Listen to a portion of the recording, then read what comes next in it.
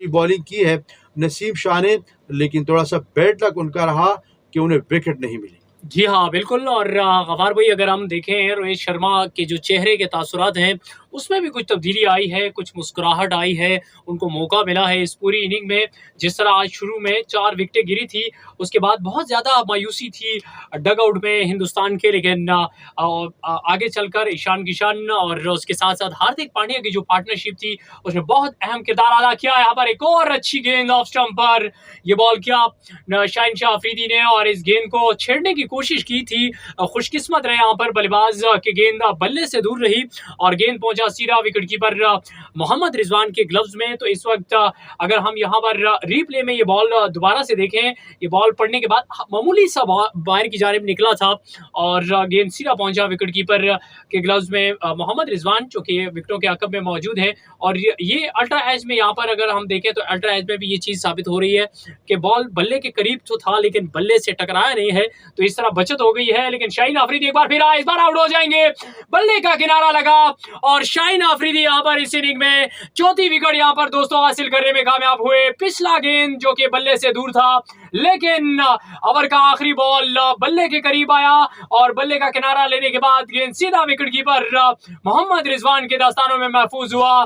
44 over का खेल यहाँ पर मुकम्मल हो चुका है। 242 रन के मजमूए पर 7 विकेटें गिर चुकी है। गुड लेंथ पर यह बॉल किया और बिल्कुल भी यहाँ पर इस गेंद पर मौका नहीं था कि कोई अच्छा शॉट खेलते, लेकिन दूसरी जानिब बॉलर के पास मौका जरूर था विकेट हासिल करने का। तो शाहीन अफरीदी 25 रन देकर हिंदुस्तान के खिलाफ 4 विकेटें हासिल करने में कामयाब हो चुके हैं और 7 विकेटें यहाँ पर गिर चुकी है 242 के मजमूए पर। गफार भाई जी बिल्कुल, शाहीन शाह अफरीदी की तारीफ करनी होगी क्योंकि भारत के लिए मैच बना हुआ था और ऐसा लग रहा था कि भारत की टीम पाकिस्तान को 300 प्लस टारगेट देने में कामयाब होगी, लेकिन एक मरतबा फिर से शाहीन शाह अफरीदी ने पाकिस्तान को इस मैच में वापस ले आया और बैक टू बैक विकेटें हासिल करके पाकिस्तान की टीम को एक मरतबा फिर से मैच में वापस लाने में कामयाब हो सके हैं शाहीन शाह अफरीदी। और अब भारत के लिए मुश्किलात मौजूद है इस मैच में, और जिस तरह अच्छा आगाज़ फराहम किया था अफरीदी ने, तो उसी तरह एक अच्छा इख्तिताम की तरफ भी ले जा रहे हैं। और ये बड़ा अच्छा कैच लिया यहाँ पर शादाब खान ने, एक और विकेट पाकिस्तान को मिली, भारत को एक और नुकसान। जी हाँ, एक के बाद एक विकेट आना शुरू हो गई और एक तवील इंतजार के बाद नसीम शाह जो कि बड़ी शानदार गेंदबाजी कर रहे थे, इससे कबल 7 ओवर्स में 27 रन दे चुके थे लेकिन विकेट लेस थे और आखिरकार उनको उनके 8वें ओवर की पहली गेंद पर विकेट मिली। शार्दुल ठाकुर इस गेंद को ऑन साइड की जानिब खेलना चाहते थे और ये गेंद जो कि बल्ले के ऊपरी किनारे के ऊपर लगा और गेंद सर्कल में ही रही।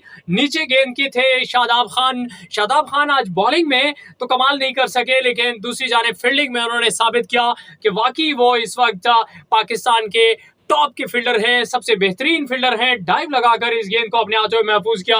तो 242 पर 8 नुकसान हिंदुस्तान के हो चुके हैं। ईशान किशन और हार्दिक पांड्या के जाने के बाद लोअर ऑर्डर में खासकर जो टेल एंडर हैं वो भी कुछ खातिर खा परफॉर्मेंस नहीं दिखा सके, यानी टॉप ऑर्डर के 4 खिलाड़ी। और उसके बाद अगर हम 7वें और 8वें नंबर के बल्लेबाजों की बात करें तो वो भी जो शुरू के 4 बल्लेबाज थे उनके नक्शे कदम पर रहे और पहले जडेजा और अब यहाँ पर शार्दुल ठाकुर जो है वो आउट हो चुके हैं। तो 8 विकेटें गिरी हैं और इन 8 बल्लेबाजों में से सिर्फ 2 बल्लेबाज ऐसे थे, हार्दिक पांड्या और ईशान किशन, जिनको आउट करने में बहुत ज्यादा मुश्किलात पेश आई पाकिस्तान के बॉलर्स को। लेकिन अगर दीगर बल्लेबाजों की बात की जाए तो उनके खिलाफ पाकिस्तान के फास्ट बॉलर्स ने कमाल की गेंदबाजी की है और ये 8 की 8 विकेटें जो हैं वो पाकिस्तान के फास्ट बॉलर्स के हिस्से में आई हैं। नसीम शाह एक बार फिर दौड़ते हुए आए, एक और अच्छी गेंद ऑफ स्टंप पर ये गेंद था, दिफाई अंदाज अपनाया यहाँ पर बुमराह ने। एक बड़े अरसे के बाद, इंजरी के बाद दोबारा कमबैक हुआ है बुमराह का और इन पर भी नजरें होंगी कि आज किस तरह की बॉलिंग करते हैं।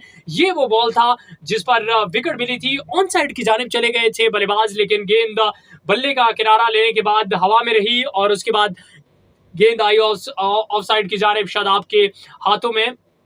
तो 242 रन हैं दोस्तों 8 विकेटों के नुकसान पर, और पाकिस्तान को चाहिए कि यहाँ पर जितना जल्दी हो सके ये आखिरी 2 विकेटें भी हासिल करें ताकि पाकिस्तान 250-255 के अंदर इंडिया को ऑल आउट करने में कामयाब हो। नसीम शाह एक बार फिर आए, इस बार ऑन साइड की जानिब इस गेंद को खेल दिया है, गेंद बाउंड्री लाइन की जानिब रवाना हुआ, लेकिन वहां पर फील्डर आ रहा है, एक के बजाय यहाँ पर रन मिलेंगे 2, और 2 रन के इजाफे के बाद स्कोर बढ़ता हुआ 243 रन। दूसरा रन लेने की कोशिश की लेकिन जसप्रीत बुमराह को मना किया उनके साथी बल्लेबाज ने।